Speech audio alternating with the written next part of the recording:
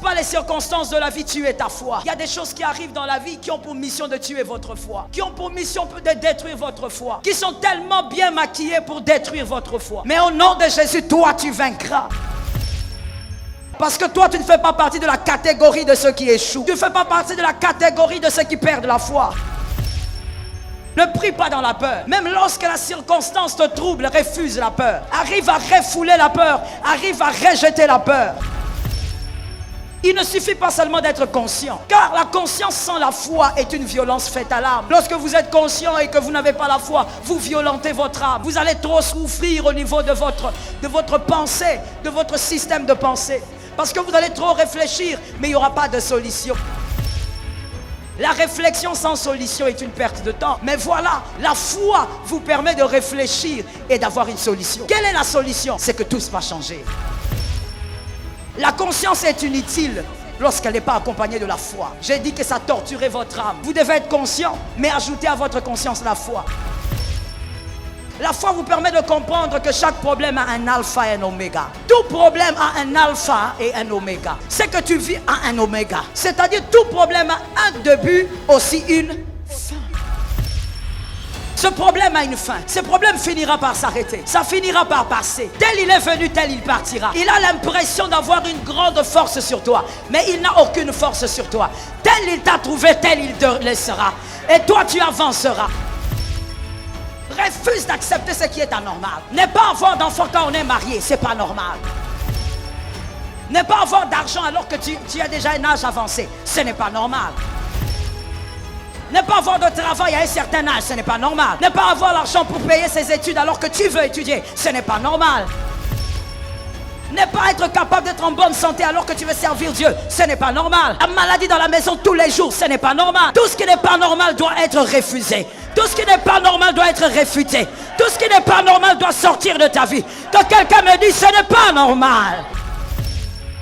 Tu dois refuser ce qui n'est pas normal. Beaucoup de chrétiens ont le syndrome de Stockholm. Ils adoptent ce qui n'est pas normal. Ils acceptent ce qui n'est pas normal. Et ils disent même, j'ai trop prié. Qu'est-ce que vous voulez que je fasse? Si tu as trop prié, ne prie plus. Si tu as trop jeûné, ne jeûne plus. Garde la foi. La foi est plus que la prière. La foi est plus que le jeûne. La foi est plus que la retraite. La foi est plus que les offrandes. La foi.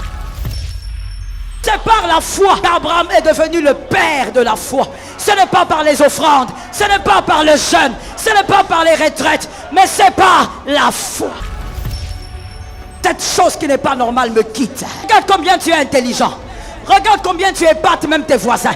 Ce n'est pas normal que tu sois à ce niveau. Alors au nom de Jésus de Nazareth, je déclare par la puissance du Saint-Esprit, l'Éternel t'amène là où tu dois être. L'Éternel te rend visible. J'appelle la visibilité sur toi. J'appelle la visibilité sur ta vie. Ce que tu vis n'est pas normal.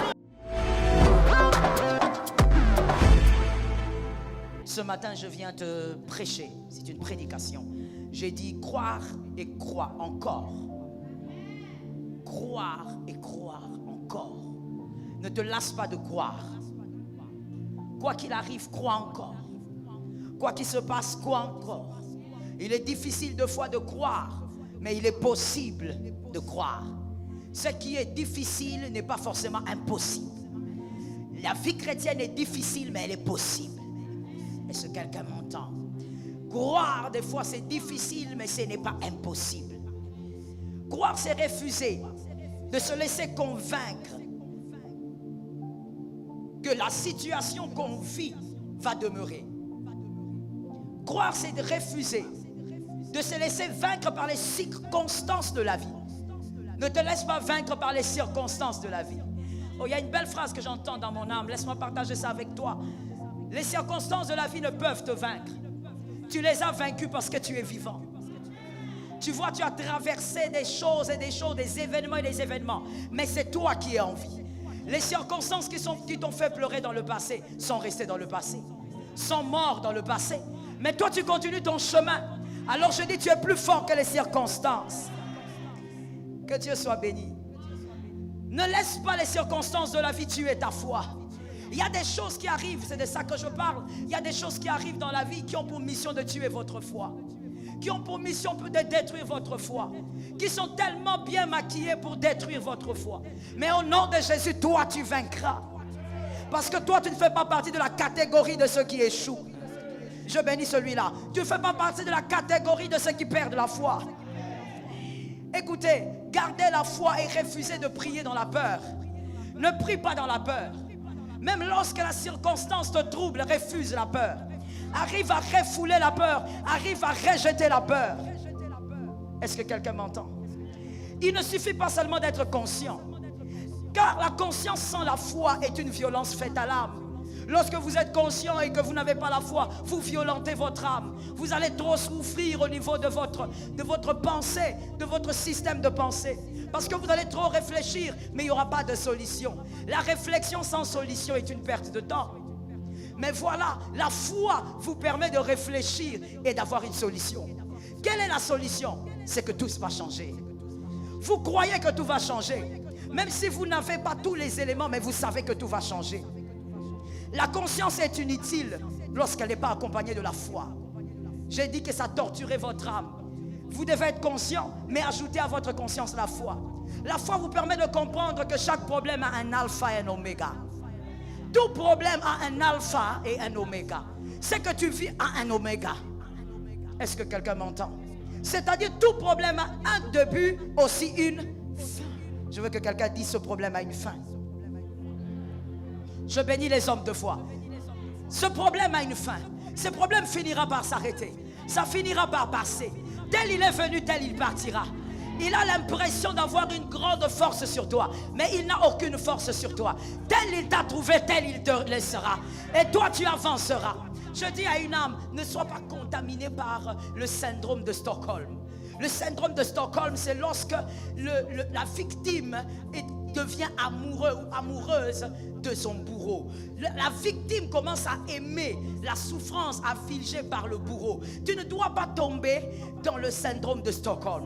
Toi, tu dois savoir que peu importe le temps que ça prend, ça doit passer. Tu dois refuser d'accepter la normale, que quelqu'un dise la normale. Refuse d'accepter ce qui est anormal. Ne pas avoir d'enfant quand on est marié, c'est pas normal. Tu es en retard. Ne pas avoir d'argent alors que tu as déjà un âge avancé, ce n'est pas normal. Ne pas avoir de travail à un certain âge, ce n'est pas normal. Ne pas avoir l'argent pour payer ses études alors que tu veux étudier, ce n'est pas normal. Ne pas être capable d'être en bonne santé alors que tu veux servir Dieu, ce n'est pas normal. La maladie dans la maison tous les jours, ce n'est pas normal. Tout ce qui n'est pas normal doit être refusé. Tout ce qui n'est pas normal doit être réfuté. Tout ce qui n'est pas normal doit sortir de ta vie. Que quelqu'un me dise, ce n'est pas normal. Que quelqu'un d'autre me dise, ce n'est pas normal. Tu dois refuser ce qui n'est pas normal. Beaucoup de chrétiens ont le syndrome de Stockholm. Ils adoptent ce qui n'est pas normal. Ils acceptent ce qui n'est pas normal. Et ils disent même, j'ai trop prié. Qu'est-ce que vous voulez que je fasse? Si tu as trop prié, ne prie plus. Si tu as trop jeûné, ne jeûne plus. Garde la foi. La foi est plus que la prière. La foi est plus que le jeûne. La foi est plus que la retraite. La foi est plus que les offrandes. La foi. La foi. C'est par la foi qu'Abraham est devenu le père de la foi. Ce n'est pas par les offrandes, ce n'est pas par le jeûne, ce n'est pas par les retraites, mais c'est par la foi. Que quelqu'un dise ce matin, cette chose qui n'est pas normale me quitte. Regarde combien tu es intelligent. Regarde combien tu épates même tes voisins. Ce n'est pas normal que tu sois à ce niveau. Alors au nom de Jésus de Nazareth, je déclare par la puissance du Saint-Esprit, l'Éternel t'amène là où tu dois être. L'Éternel te rend visible. J'appelle la visibilité sur toi. J'appelle la visibilité sur ta vie. Ce que tu vis n'est pas normal. À quel moment est-ce que le diable fait de vous un jouet quand vous croyez que ce que vous vivez est normal? Refusez de normaliser ce qui est inacceptable. Dites à votre voisin, dans notre royaume, c'est inacceptable. Voilà pourquoi Dieu, Jésus nous a rappelé en disant, vous êtes sur cette terre, mais vous n'êtes pas. Pourquoi? Parce que ce que vous vivez, ne l'acceptez pas comme les hommes de ce monde. Vous avez un royaume. Dans ton royaume, qu'est-ce qui se passe? Quand une femme se marie, elle doit enfanter. Quand un homme cherche du travail, il doit l'avoir. Quand tu as besoin d'argent, tu dois l'avoir. Quand tu travailles, tu dois produire. Tu dois aller de l'avant. Tu dois être en bonne santé. Ta famille doit être gardée. Pas des accidents inutiles. Le sorcier ne peut pas te... Oh my God. Le sorcier ne peut pas te manger. Il ne peut pas te détruire. Tu dois être en bonne santé, comme l'est l'état de ton âme. Dans notre royaume, le diable n'a pas le pouvoir sur nous. Dis à ton voisin, le diable n'a pas le pouvoir. Ce voisin-là ne répond pas bien. Change de voisin. Localise les hommes de foi. Dis-lui, le diable n'a pas le pouvoir. Lorsque le sorcier commence à jouer dans votre famille, ce n'est pas normal. Ce n'est pas normal. Je dis, ce n'est pas normal. Ah, je dis, ce n'est pas normal. Lorsque les sorciers commencent à vous envoûter, ce n'est pas normal. Lorsque les sorciers jettent des mauvais sorts, ça vous atteint. Ce n'est pas normal. Dans votre royaume, ce n'est pas normal. Refuse d'accepter ce que les autres acceptent. Est-ce que quelqu'un m'entend? Tu dois être comme le peuple d'Israël dans le désert. Quoi qu'étant dans le désert, mais il y a la manne, il y a l'écaille, les chaussures ne s'usent pas, les vêtements ne s'usent pas. Tu ne peux pas pleurer pour des choses élémentaires. Que quelqu'un lève sa main droite et dise, je ne peux pas pleurer pour les choses élémentaires. Non, là tu as parlé comme votre grand-père. Maintenant parle comme un homme de foi. Je ne peux pas pleurer pour les choses élémentaires. Jamais. Tu ne pleureras pas pour les choses élémentaires. Pas cette année, pas l'année prochaine, ni l'année d'après. Tu ne pleureras pas pour les choses élémentaires. Lorsque le chrétien accepte les choses anormales, il devient esclave alors qu'il est prince. Est-ce que quelqu'un m'entend? Lorsque le chrétien accepte des choses qui ne concordent pas, qui ne ressemblent pas à son royaume, il devient esclave. Et pourtant tout est accompli. Dis à un voisin, tout est accompli. C'est-à-dire que je ne peux pas redevenir esclave. Impossible. Même si le diable m'accule tous les jours, je ne peux pas redevenir esclave. Tout est déjà terminé. Le dossier est déjà clôturé. Et le dossier est gardé au ciel. Le dossier est gardé au ciel. Le dossier est déjà clôturé. Est-ce que quelqu'un m'entend? Est-ce que quelqu'un me capte? Refuse de vivre des choses qui ne ressemblent pas à ton identité. Voilà pourquoi tu auras des choses qui ne ressemblent pas à ton nom, qui ne ressemblent pas à ton sang, qui ne ressemblent pas à ton nom de famille, mais qui ressemblent très bien à ton identité. Tu n'as personne pour te propulser, mais ce n'est pas le nom de ton père qui va le faire. Ce n'est pas le nom de ton diplôme, mais c'est ton identité spirituelle. À cause de cette identité, tu vas monter, tu vas atteindre. Et à cause de la même identité, il y a des choses qui doivent sortir de chez toi. Je veux que quelqu'un fasse un geste prophétique. Que quelqu'un bouge de 3 pas et dise, sors de chez moi. Tout ce qui n'est pas de chez toi, que ça sorte de chez toi. Que ça quitte ta maison. Pauvreté, sorte de chez moi. Que tout ce qui ne révèle pas ton identité sorte de chez toi. Tu es enfant de Dieu. Tu es fils du roi. Lève ta main droite. Que quelqu'un dise, je prends ce qui me ressemble. Assieds-toi sous l'onction. Tu prends ce qui te ressemble. Les choses qui ne sont pas normales, tu ne dois pas les accepter. Jean 11, 40 dit ceci. J'aime quand Jésus parle. Jean 11, 40. Jésus lui dit, ne t'ai-je pas dit que si tu crois, tu verras la gloire de Dieu? Parole du Seigneur. Christ parle à Marthe. Il parle d'une possibilité de voir la gloire de Dieu. Mais dans ce verset, nous lisons clairement et précisément que Jésus a dit, ne t'ai-je pas dit? Ce qu'il voudrait dire, il avait déjà parlé. Il avait déjà dit que tu verras la gloire. Mais Marthe continue, elle s'obstine dans son incrédulité. Alors, quelqu'un me dit excellent. Dieu est excellent, pourquoi? Parce qu'avant même que le problème n'arrive, il te parle. Quand je dis il te parle, ça ne veut pas dire qu'il te révèle forcément le problème. Mais tu vas voir un jour, tu fais un rêve où un prophète vient vers toi et il te donne une parole de consolation. Mais tu ne comprends pas pourquoi Dieu me console alors que tout va bien. Il ne te console pas pour le présent, il te console pour le futur. Et c'est comme ça que je viens dire à quelqu'un, tu verras la gloire de Dieu. Pas parce que je te le dis, mais Dieu te l'avait déjà dit. Cette année, Jésus t'avait dit que tu allais voir. Jésus t'avait dit que tu allais saisir. Pourquoi tu es en train de te fatiguer? Pourquoi tu veux te décourager? Que quelqu'un lève la main droite et dise, ce qu'il avait dit, il va le faire. Assieds-toi sous la grâce. Ce qu'il avait dit, il va le faire. Il avait déjà parlé. Pourquoi tu veux que le maître parle 2 fois? Que quelqu'un répète cette phrase à son voisin. Jésus n'est pas une bande cassette. Jésus n'est pas là pour commencer à se rappeler. Comme, tu vois les anciennes bandes cassettes, il faut rebobiner et puis ça parle, on rebobine. Jésus n'est pas une bande cassette où il va te dire j'agirai. Et puis tu trembles encore devant les problèmes. Il vient encore, j'agirai. Non, lorsqu'il a parlé, il a parlé. Garde la foi malgré les circonstances. Garde la foi malgré les problèmes. Je dis à quelqu'un quelque chose de bizarre. Dis à ton voisin c'est bizarre. Sois un peu rapide que je nage dans l'onction. Dis à quelqu'un c'est bizarre. Écoute-moi. Tu peux diminuer la prière, tu peux diminuer le jeûne, ne diminue jamais la foi. Garde la foi, que la foi soit au zénith, que la foi reste au-dessus, que la foi reste en haut. Est-ce que quelqu'un m'entend? Qu'on te prenne les vêtements, qu'on te prenne ton compte en banque, mais pas ta foi. La foi, c'est ce qui permet qu'un homme de rien devienne le père de la foi. La foi, c'est ce qui permet qu'une orpheline devienne reine. La foi, c'est ce qui permet qu'un homme qui était chez son beau-père pendant 40 ans devienne le libérateur des peuples. La foi, que quelqu'un dise à son frère, la foi. C'est par la foi que tu vivras ce qu'il avait déjà dit. Dieu ne va pas se répéter.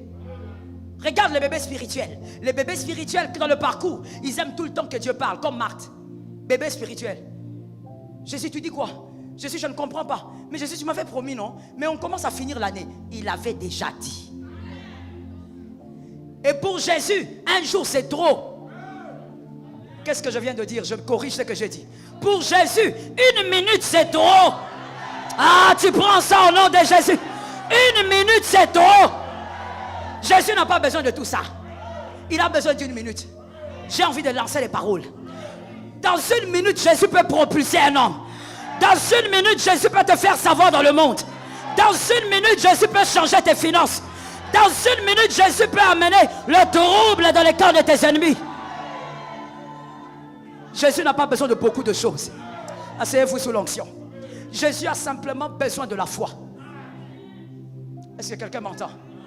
Que les hommes méprisent ton vêtement, mais que les hommes craignent ta foi. Ça doit tomber sur toi. Que les hommes méprisent tes chaussures, mais que les hommes honorent ta foi. Que les hommes méprisent ton argent, mais que les hommes honorent ta foi. Que tu sois celui qui fait trembler les hommes par ta foi.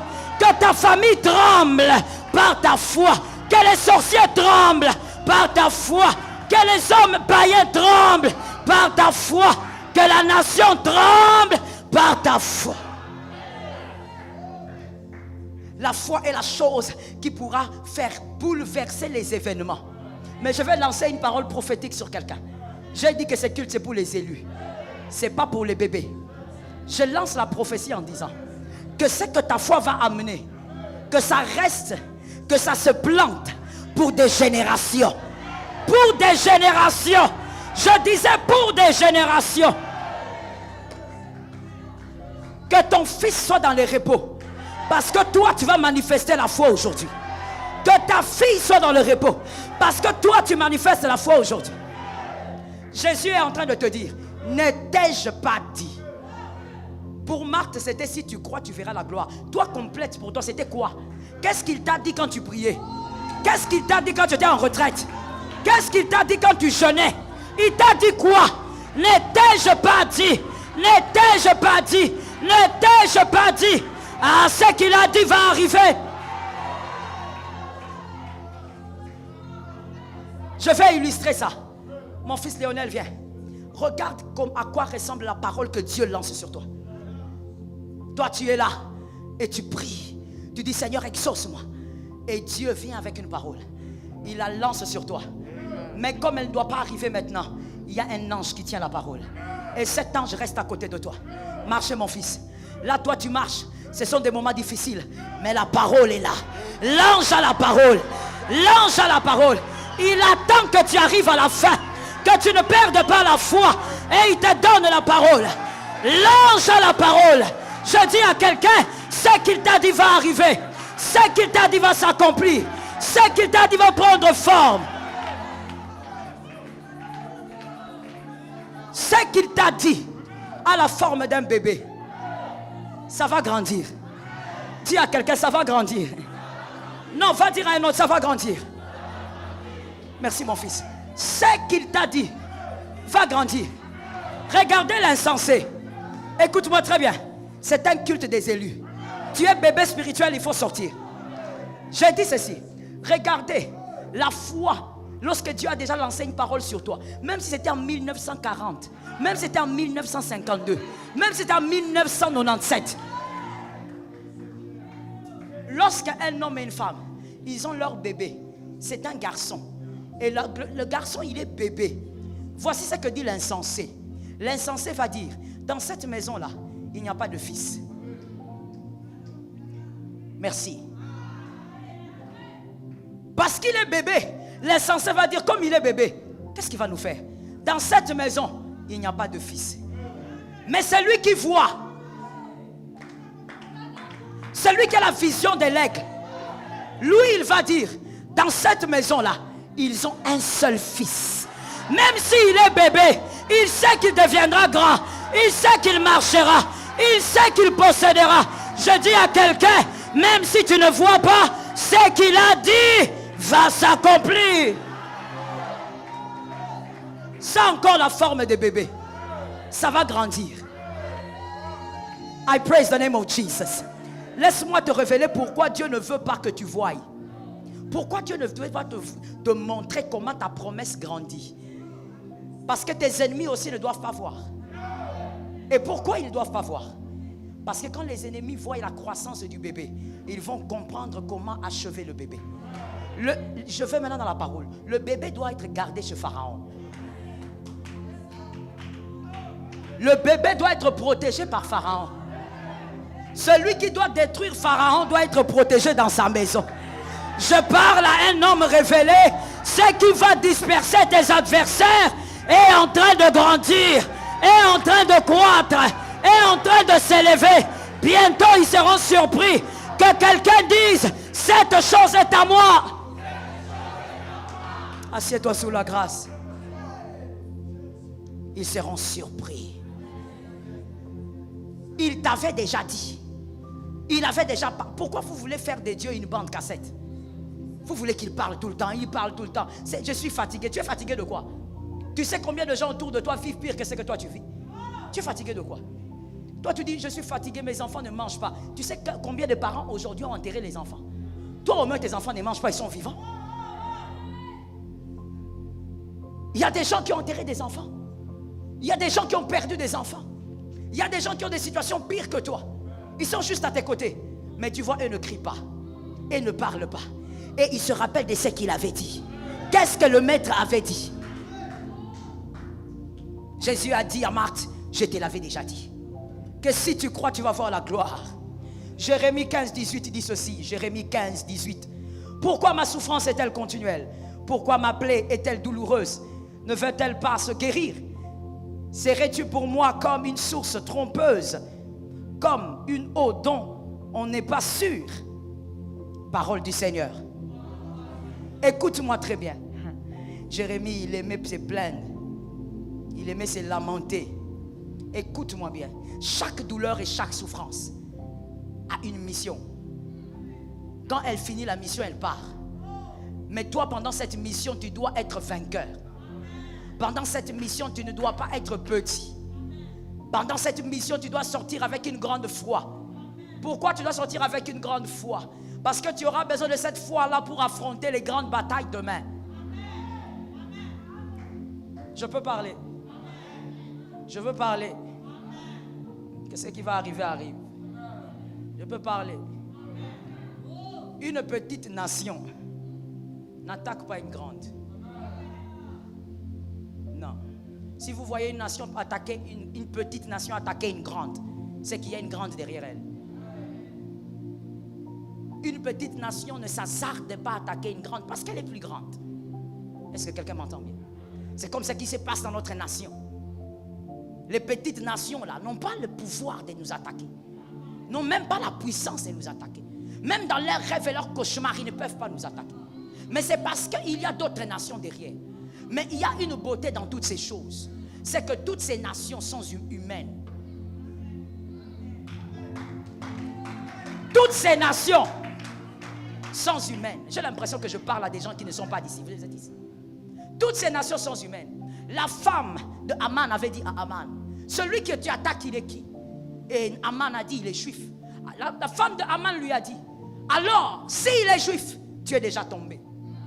Sa propre femme. Voici ce que moi aussi je dis. Le problème n'est pas qui est derrière les petites nations. Cette nation que vous attaquez, derrière cette nation, il n'y a pas la main d'un homme, il y a la main d'un roi, il y a la main d'un Dieu, il y a la main d'un plus grand. C'est celui-là, celui qui établit les rois, celui qui établit les présidents. C'est pourquoi j'aimerais répéter la phrase. Dans certaines guerres, il n'y a pas que des humains. Comme celle que nous allons livrer, il n'y aura pas que des humains. Je mets un point à celui qui est intelligent de comprendre. Assieds-toi sur la grâce. La souffrance et les choses pénibles ont une mission. Tu dois absolument comprendre quelle est la mission de ce qui te fait souffrir. Un professeur n'entre pas dans une salle de classe sans objectif. Lorsque la souffrance vient dans ta vie, c'est avec un but. Lorsqu'une chose te fait pleurer pendant un temps, c'est avec un but. Tu dois savoir quel est le but. Et tu dois sortir de là vainqueur. Ne sors pas de là comme un plaintif. Maintenant, nous avons trop de chrétiens plaintifs. Que quelqu'un dise, je ne suis pas plaintif. Qui se plaignent pour tout et pour rien. Voici le constat que moi j'ai fait dans la vie. C'est que des fois, la personne devant qui vous vous plaignez, des fois, elle souffre plus que vous. Mais seulement le problème, c'est que ça ne s'écrit pas sur le front. Et voici une autre sottise sous le soleil. C'est que l'être humain pense que quand quelqu'un est bien habillé, c'est qu'il ne souffre pas. C'est une autre sottise qu'il y a sous le soleil. On pense que bon, comme Papa François est bien habillé, c'est qu'il peut comprendre mon problème. Ce n'est pas parce qu'il est bien habillé qu'il ne souffre pas. Peut-être même qu'il souffre plus que toi, atrocement. L'habillement ne veut rien dire. La souffrance est tout autre chose. Job 19, 29 dit, mes os sont attachés à ma peau et à ma chair. Il ne me reste que la peau des dents. Ça c'est Job. Est-ce que tu as déjà vécu une telle souffrance? Tu ne l'as pas vécu, alors pourquoi tu te plains? Verset 24, 25. Je voudrais qu'avec un burin de fer et avec du plomb, elle fût pour toujours gravée dans le roc. Pourquoi qu'elle fût gravée dans le roc? Pour que personne n'oublie. Et même si on oubliait, qu'on soit capable de se rappeler. Que ce qui est écrit sur le roc nous rappelle ce que l'Éternel est capable de faire. Des fois, quand le Seigneur nous fait du bien, nous devenons amnésiques. Voilà pourquoi le Seigneur aime les hommes qui savent vivre selon la manne du jour. Je veux expliquer. Vivre selon la manne du jour, le peuple d'Israël ramassait la manne et ils avaient l'obligation de manger avant le coucher du soleil. La manne ne pouvait pas dormir. Quand ça dort, ça pourrit. Et ici, dans la Nouvelle Alliance, j'explique ça comme ça. Le chrétien doit vivre selon la manne. C'est-à-dire, quand Dieu te fait du bien, ne dors pas sans le dire. La culture du témoignage n'est pas une culture créée par les hommes. C'est une culture divine et biblique. Tu dois être capable de dire ce que Dieu fait pour toi. À chaque fois que Dieu le fait, tu le dis. Africains, sortons un peu de ce problème culturel que nous avons. Non, si je témoigne, mon oncle va me voir, il va savoir que j'ai l'argent. C'est Dieu qui t'a gardé en vie pour que cet oncle-là ne te bouffe pas. À chaque fois que Dieu te visite, dis même à 2 personnes, regardez ce que Dieu a fait pour moi. Ce n'est pas de l'orgueil, mais c'est savoir ne pas garder la manne. Ne garde pas la manne jusqu'au jour suivant. Tu dois apprendre à célébrer Dieu dans ses hauts faits. J'entends l'Esprit me dire, pourquoi tu t'arrêtes? Je ne veux pas m'arrêter, Saint-Esprit. Je dis à quelqu'un, arrête d'être amnésique. Arrête d'être amnésique. Dis à ton frère, arrête d'être amnésique. L'amnésie est une mauvaise chose et devient même un péché à certains moments. Dieu t'a fait du bien, tu n'as jamais témoigné. Même à ton mari, tu n'as jamais dit. Même à ta femme, tu n'as jamais dit. Mais après quelques jours, après quelques mois, tu commences à te plaindre. Mais j'ai envie que Dieu fasse un miracle. Quel miracle tu veux? À chaque fois que Dieu fait des choses pour toi, tu les gardes pour toi. Tu ne reconnais même pas ce que Dieu a déjà fait. Ce matin, ici, je pose une question. Qui a laissé un deuil à la maison? Non, ne dites pas personne parce que vous ne savez pas. Peut-être que quelqu'un a laissé un deuil derrière vous. Qui a laissé un deuil à la maison qui lève sa main? Ici d'où je suis, je ne vois personne. Comment est-ce possible? Comment est-ce possible que le Seigneur nous a tous fait grâce jusqu'à ce point? Vous n'avez pas laissé de deuil. Vous n'avez pas laissé de mauvaises nouvelles. Mais comment ne voyez-vous pas que c'est un grand sujet de célébration? Jésus mérite d'être célébré. Le bébé spirituel célèbre les gros miracles. Les enfants de Dieu et les fils de Dieu célèbrent même quand Dieu donne la vie. Est-ce que quelqu'un m'entend? Il y a une grande différence entre le fils et le bébé spirituel. Le bébé spirituel, il attend que Dieu fasse des choses grosses. Il attend des promotions. Il attend que Dieu augmente son salaire pour qu'il dise, ah, Dieu est bon. Mais le fils de Dieu sait que dans tout ce qu'il fait, c'est bon. C'est pourquoi nous disons, tout est grâce. Tu es d'accord avec moi? Et au verset 25, Job dit, mais je sais que mon Rédempteur est vivant. Je sais qu'il est vivant. Dans certaines versions, je sais qu'il se lèvera certainement. Et moi, c'est la version que j'aime. Je sais qu'il se lèvera certainement. Même si j'ai l'impression que moi je suis assise, ou même pas assise, quand on souffre, on n'est même pas assis. On est par terre, on est à genoux, on est alité. Et qu'on a l'impression que nos adversaires sont au-dessus de nous. Mais au-dessus de nos adversaires, il y a un trône. Oh, je sens des choses bizarres. Au-dessus de vos adversaires, il y a un trône. Celui qui te dit, tu ne vaux rien, je t'écrase. Au-dessus de celui-là, il y a quelqu'un qui s'élèvera certainement. Au-dessus du Congo, il y a un trône.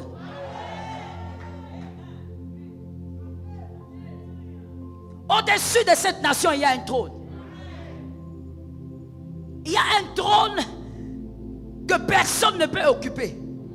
Lui seul, Christ occupe le trône. Et il donne le trône du Congo à qui il veut. Je vais parler comme la femme de Haman. Détrompez-vous. Ce trône ne vient pas des hommes. Il vient de Dieu. Et comme Dieu a toujours été un Dieu de surprise pour le Congo, depuis des années maintenant, il vous surprendra. Il vous surprendra par ce qu'il fera. Il va encore renverser et inverser. Je n'ai pas à expliquer ce qui a été dit. Celui qui peut comprendre, comprend. Celui qui ne peut pas, verra. Lorsque la souffrance est continuelle, Christ attend la foi. Parce que cette souffrance doit accomplir sa mission dans ta vie. Même si tu n'aimes pas la classe de la 4e primaire, tu dois la passer. Tu la passeras pour aller vers 5e.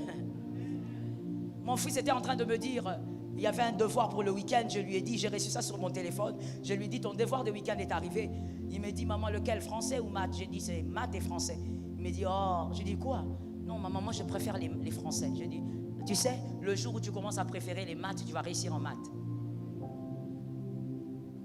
Plus vous n'aimez pas une chose, plus vous ne faites aucun effort pour l'apprendre ou pour vous adapter. Est-ce que quelqu'un comprend? Voici ce que vous ne devez pas aimer.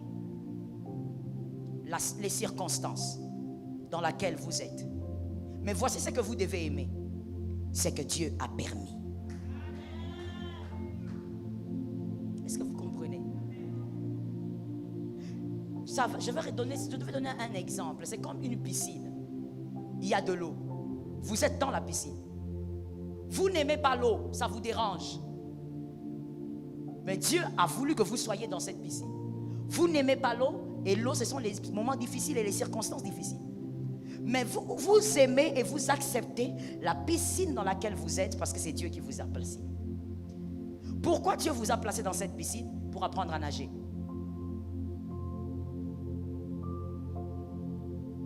Est-ce que quelqu'un a compris? Il y a des choses que vous devez apprendre. Vous devez apprendre à persévérer jusqu'au bout. Celui qui n'a pas souffert longtemps ne saura pas persévérer jusqu'au bout. Celui qui n'a jamais souffert longtemps ne saura pas ce que c'est la persévérance. Dis ça à ton voisin.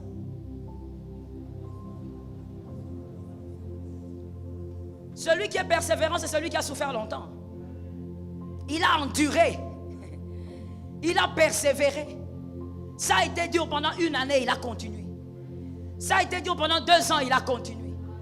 Pendant 3 ans, il a continué. Aujourd'hui, nous avons des chrétiens VIP. Tellement VIP. Pour tout, ils veulent être honorés. Pour tout. Pour tout. À tous les niveaux. Il doit être honoré. Il doit être respecté. Oh my God. Quand Dieu te place sur une position d'honneur, tout le monde te respectera. Tu n'as pas besoin de le forcer. Tu n'as pas besoin de le chercher. Tu n'as pas besoin de les créer, de les fabriquer. La souffrance, elle a un but. Mais dans la souffrance, rappelle-toi que certainement il se lèvera. Pourquoi il se lèvera? Parce qu'il avait parlé. Et ce qu'il avait dit reste. Il a besoin de ta foi pour que ça marche. Mais voici aussi le deuxième travail de la foi. Mon fils Léonel, dis-moi la foi. Le deuxième travail de la foi, c'est que la foi doit être transmissible. La foi est un héritage qu'on transmet. Et Dieu te donne la foi et veut que tu travailles ta foi comme un héritage que tu dois transmettre. Salomon n'a pas besoin de foi pour savoir que les Goliaths tombent.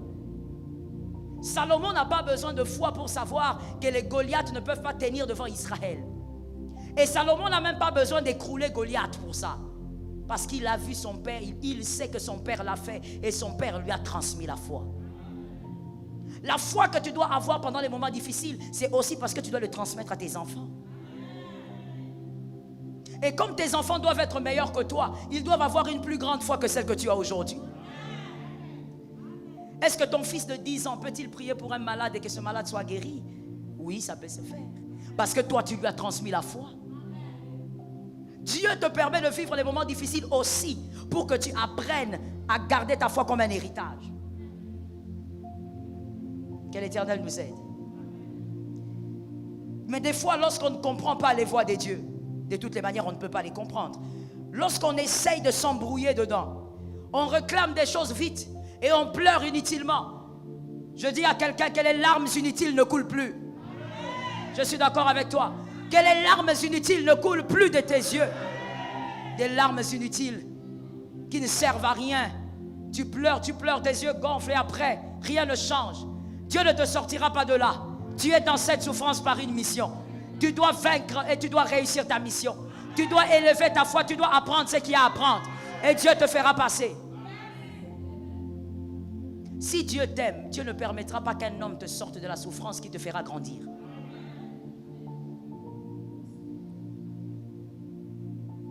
Dieu ne vous bénit pas que pour vous. Dieu vous bénit aussi pour vos fils. Voilà pourquoi il vous laisse un peu dans la souffrance. Pour grandir. Vous savez, c'est la souffrance qui fait grandir.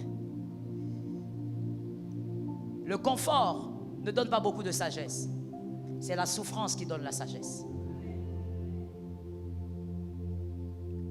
Généralement, avec nous les humains, nous disons: Seigneur, où est mon confort? Où est mon repos maintenant? Lui, Dieu, il parle de ce qui est pérenne. Toi, tu veux quelque chose tout de suite. Lui, il voit ce qui est pérenne. Lorsque Sarah veut un enfant pour son mari, Dieu ne veut pas un enfant pour Abraham. Dieu veut une histoire pour Abraham. You understand? Pendant que Sarah pensait que c'est une affaire d'enfant. Agar, fais un enfant avec mon mari. Ce n'est pas une affaire d'enfant. C'est que Dieu ne pouvait pas, mais Dieu ne voulait pas l'expliquer à Sarah. Ce n'était pas une affaire d'enfant. C'était une affaire d'histoire. Dieu voulait donner à Abraham une histoire. Il ne s'agit pas de mettre au monde. Il s'agit d'avoir une histoire. Ce que tu cherches est bon. Mais il ne s'agit pas de ça. Dieu veut que tu puisses vaincre cette souffrance. Parce qu'il s'agit d'une histoire. Il veut que ton nom reste une référence. Pour tes enfants d'abord. Que tes enfants prient en disant: le Dieu de mon père, le Dieu de ma mère. Ah, je crois que les élus ont entendu. Dieu ne cherche pas à te bénir seulement parce qu'il a envie d'étonner tes voisins. Laisse-moi dire à quelqu'un quelque chose. Ça doit guérir ton cœur. Dieu n'est pas un Dieu de concurrence. Parce qu'il n'a pas de conquérant. Dieu ne fait pas des choses pour que le diable voie. Regarde les prières, je ne veux pas même dire diaboliques, ce sont des prières remplies d'ignorance et remplies de tout ce que vous voulez de bizarre. Nzambe sala, bamona. Des prières remplies, permettez-moi les termes, d'idiotie. C'est parce que tu ne connais pas Dieu que tu pries comme ça. Tu n'as jamais lu la Bible. Dieu n'agit pas pour que le diable... Qu'est-ce qu'il a approuvé au diable? Même l'ange n'est pas là pour se battre avec le diable. C'est pas ça qui est écrit? Parce que vous me regardez bizarrement. L'ange Gabriel n'est pas là pour se battre avec le diable. C'est pas ça que la Bible dit. La Bible dit quoi? Je vous ai donné. Luc combien? À qui? Mais c'est à toi. La Bible ne dit pas: j'ai donné le pouvoir à l'ange Gabriel de marcher sur le diable. Non. Il dit: je vous ai donné à vous. Allez marcher sur lui. Ne crois pas que Dieu agira parce que ton voisin ou ton qui doit voir. Dieu n'agit pas pour épater le diable. Il n'a rien à faire avec le diable. Dieu agit parce qu'il est focalisé sur toi. Voilà pourquoi il n'agit pas n'importe quand. Dieu attend la croissance pour donner certaines choses. Et comme toi d'ailleurs, tu ne peux pas donner n'importe quoi à ton enfant. Le peuple d'Israël cherchait la manne, l'écaille. Mais Moïse voulait Canaan. Des fois, lorsqu'on a une perception différente de la bénédiction de Dieu, on pleure différemment. On ne pleure plus pour les petites choses. Toi, tu pleures pourquoi? Pour le pain? Non. Il est ton père. Il doit te le donner. Pleure pour Canaan. Est-ce que quelqu'un m'entend? Pleure pour Canaan, ne pleure pas pour le pain. Dis au Seigneur: moi je ne peux pas pleurer pour ça. Moi je ne peux pas trimer pour ça. Tu es mon père. Moi ma vision c'est Canaan. Que Dieu bénisse celui qui a compris. Lorsque ta perception des choses change, même ta foi aussi va changer dans la souffrance. Et j'aimerais dire une chose que tu dois retenir pour la vie, mon frère. Celui qui t'a dit que la vie chrétienne c'est sans souffrance, il t'a menti. Il t'a gravement menti. Ça va finir aujourd'hui, Dieu va te donner le repos et ensuite, après un temps, ça va encore revenir. Mais une autre forme de souffrance. Ça va toujours changer de forme. Pourquoi? Parce que c'est dans la souffrance qu'on apprend à grandir avec Dieu. Oh Lord, have mercy.